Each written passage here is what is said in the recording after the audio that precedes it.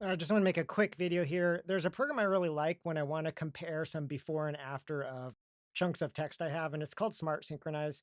And I like this file compare mode because I can open up an empty comparison here. I don't have to point at files. And then I can paste in content here.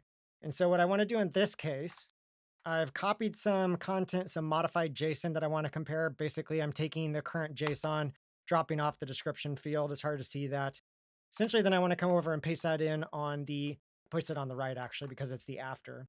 What I want to do is compare this to before. I ran some code to update the description field, and I want to see if what it spit out afterwards is correct in terms of what was there before without the description changes. So this is the after minus description. So now over at the command line here, I'm going to check out head. Check out head minus one. And inside of here, I'm going to dump out the JSON file. So this is before. So I'll copy that to my clipboard. And then over on the left, I'll paste that in and we'll just see what it looks like left and right here. So as you can see here, aside from some new lines, everything else seems to match up. So I can tell in this case very easily that there are new lines added. And I know because I added those, actually, I was doing batches of these. And so this gives me confirmation by just dropping off the description using JQ. Actually, not using JQ, I think I used sed to do that. Gives me confirmation then that the code that ran to add the description, which was actually ChatGPT, it didn't screw up any of the other fields I was hoping that it would preserve.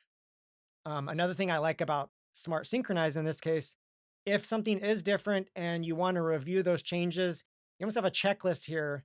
As you go through the diff, you can actually apply changes to either side. I could use this to shift to the right, or I can undo that, or I could just say, hey, collapse this on the right because that's just a new line. I don't care about that. Don't care about that. Don't care about that. Don't care about that. Those are all new lines. So it's like a checklist that you can go through of the differences, and you can move things between each side to be able to review each difference. And it's a nice way to see what's actually fundamentally different about the two files.